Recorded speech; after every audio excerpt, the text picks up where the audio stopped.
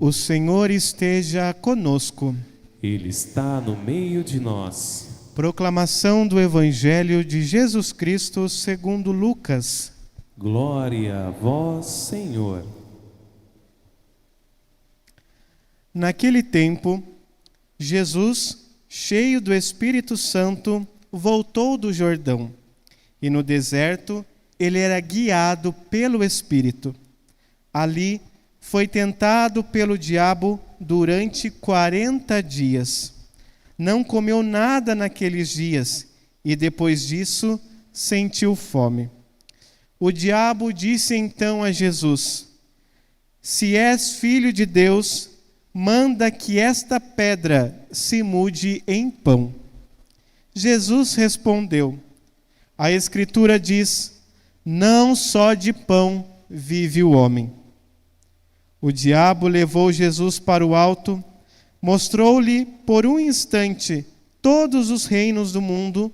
Ele disse: Eu te darei todo esse poder e toda a sua glória, porque tudo isso foi entregue a mim, e posso dá-lo a quem eu quiser.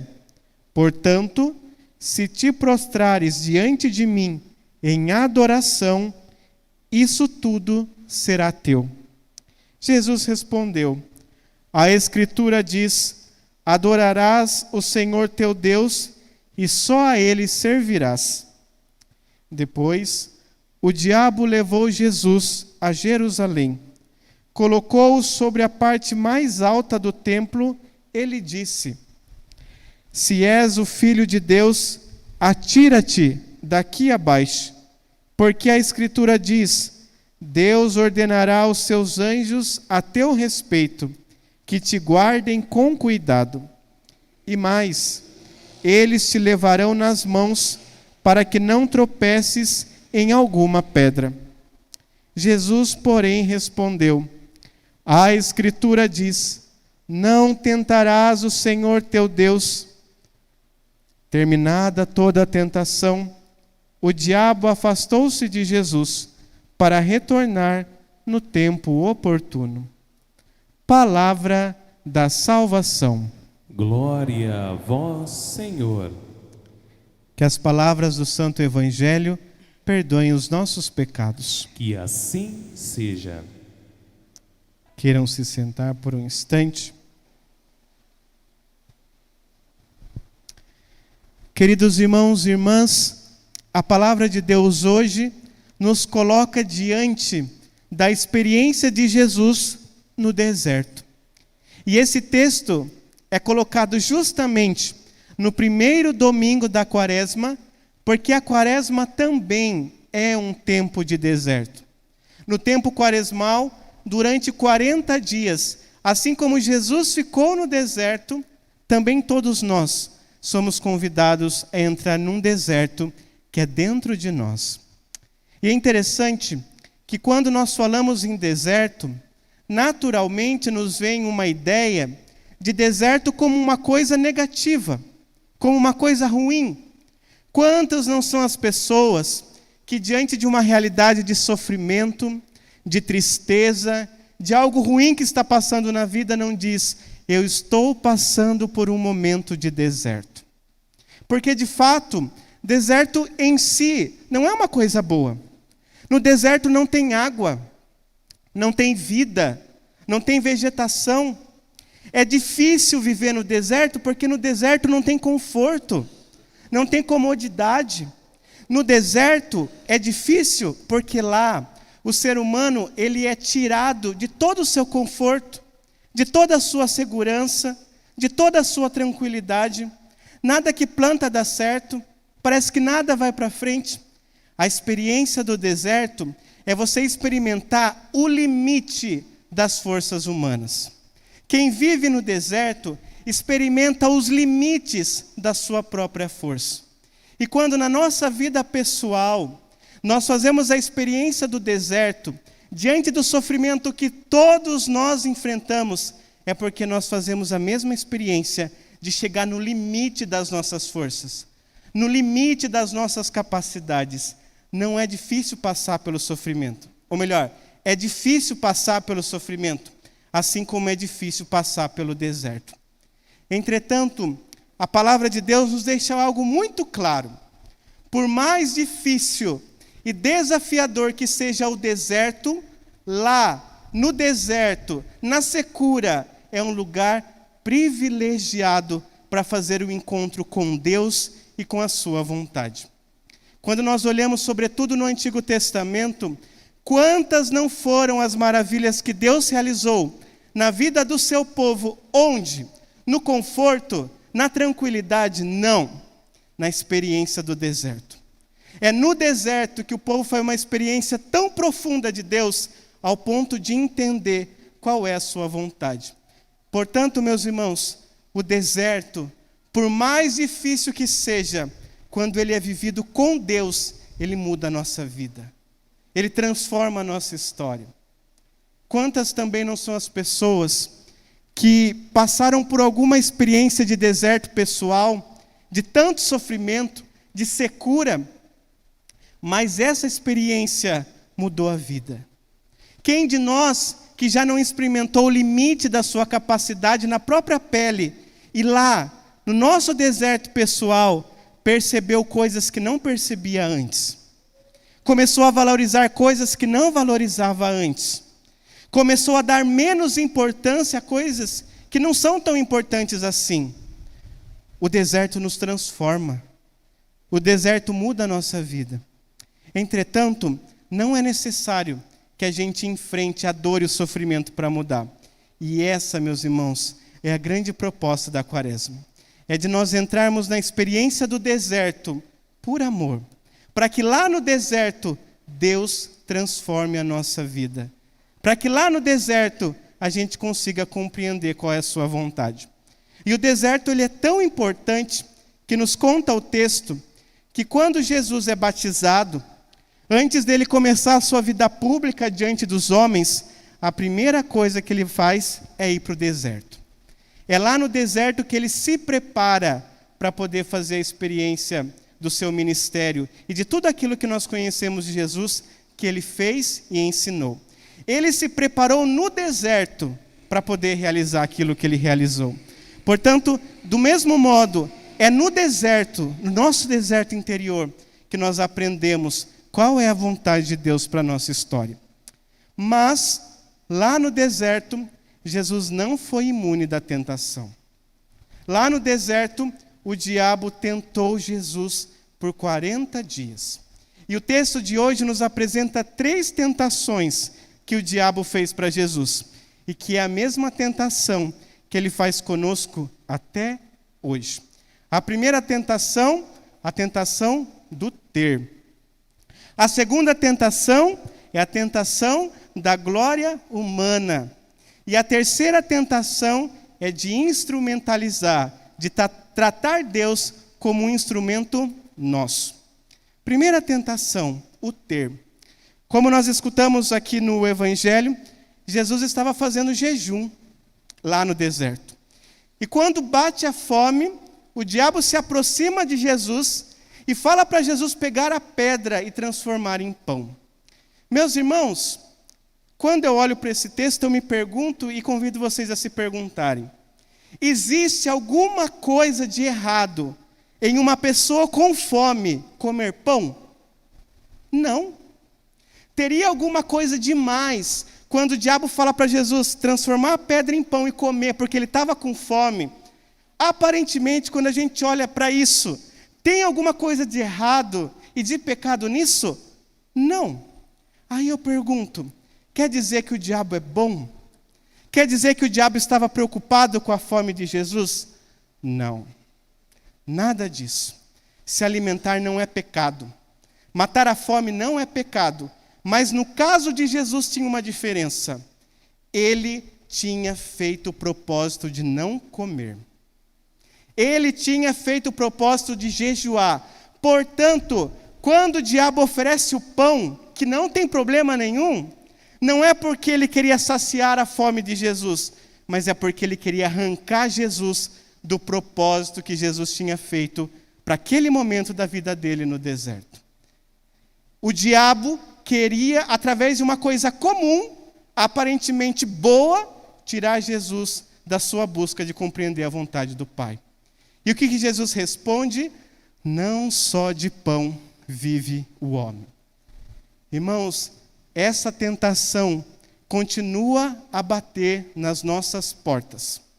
Quantas não são as realidades que o tentador nos tenta com coisas que aparentemente são inocentes, com coisas que aparentemente não tem problema nenhum, e nós acabamos cedendo.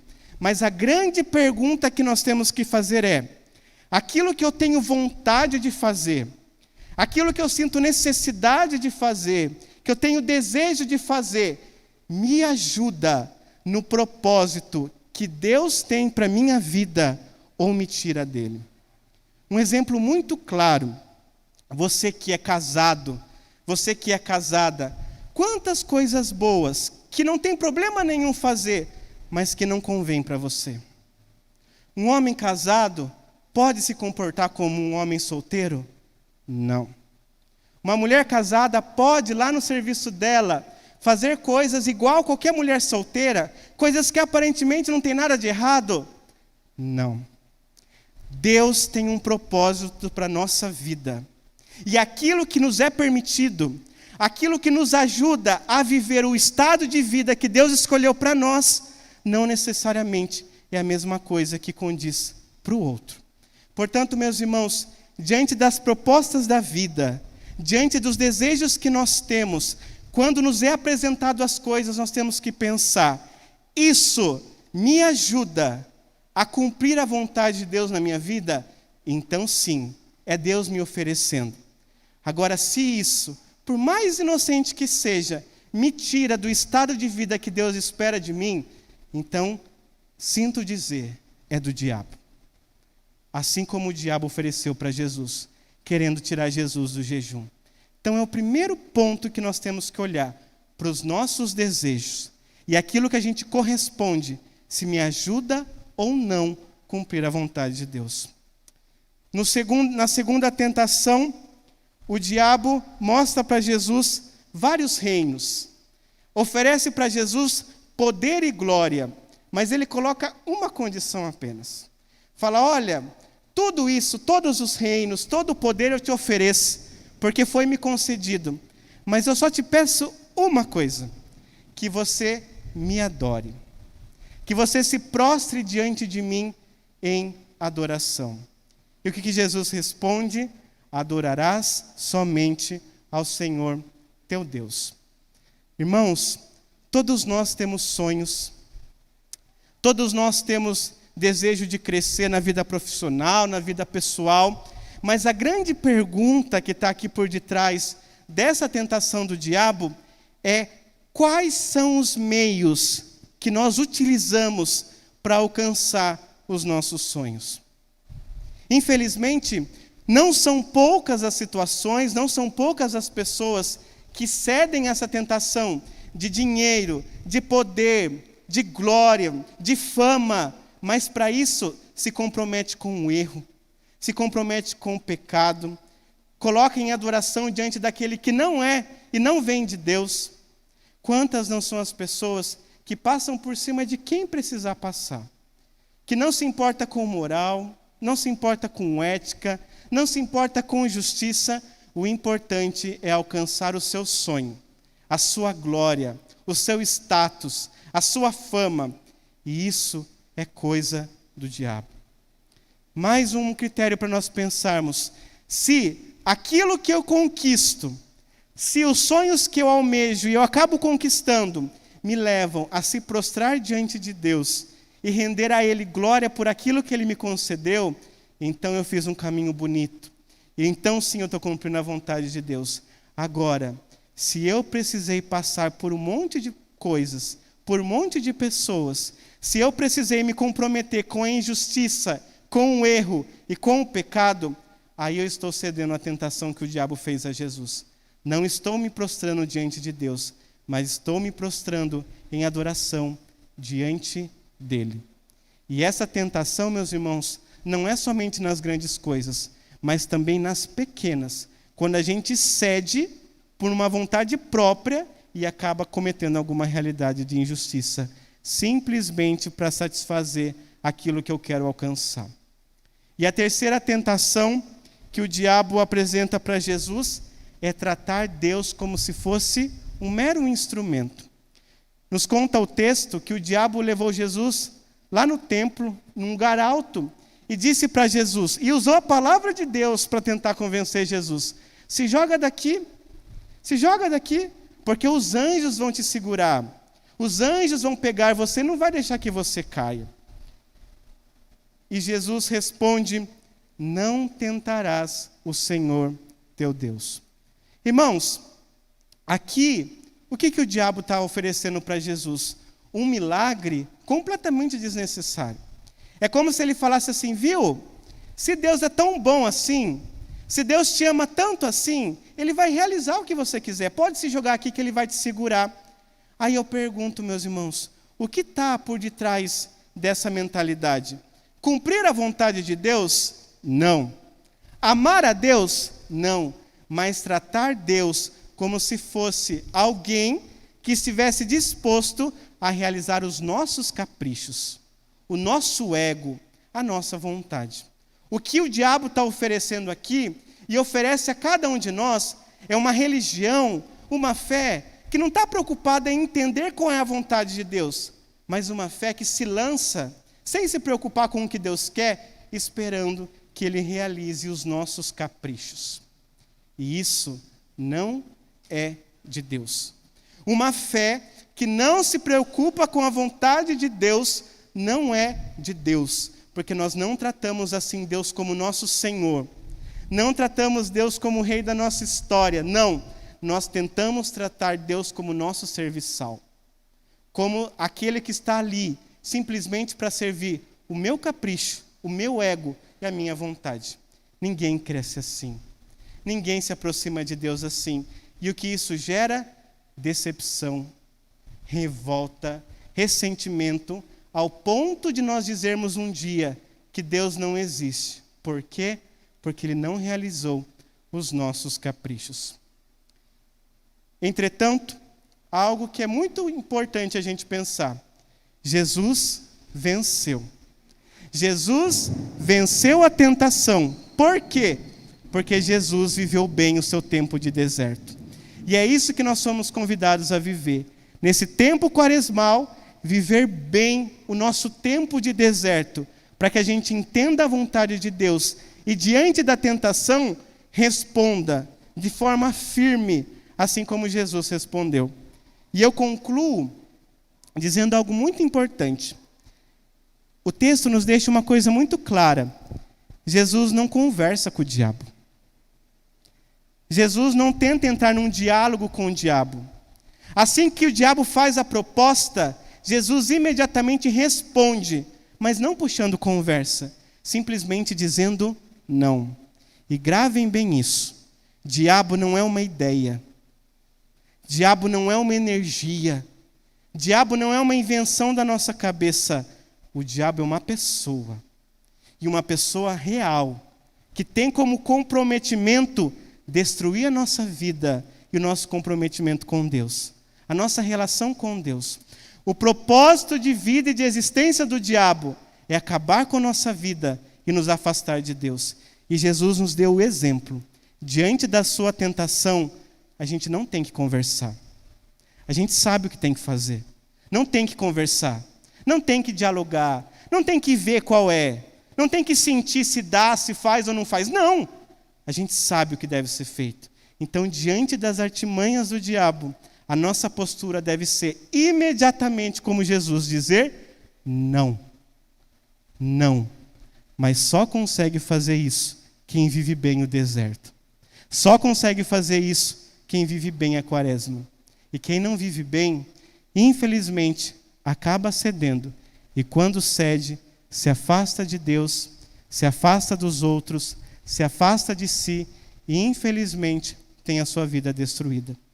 Peçamos ao Senhor, então, nessa liturgia, que Ele nos conceda a graça de a gente aproveitar bem esse tempo para poder crescer na fé, para que, diante de toda a tentação, a gente consiga dizer não, com a mesma força e mesma coragem de Jesus. Louvado seja nosso Senhor Jesus Cristo. Para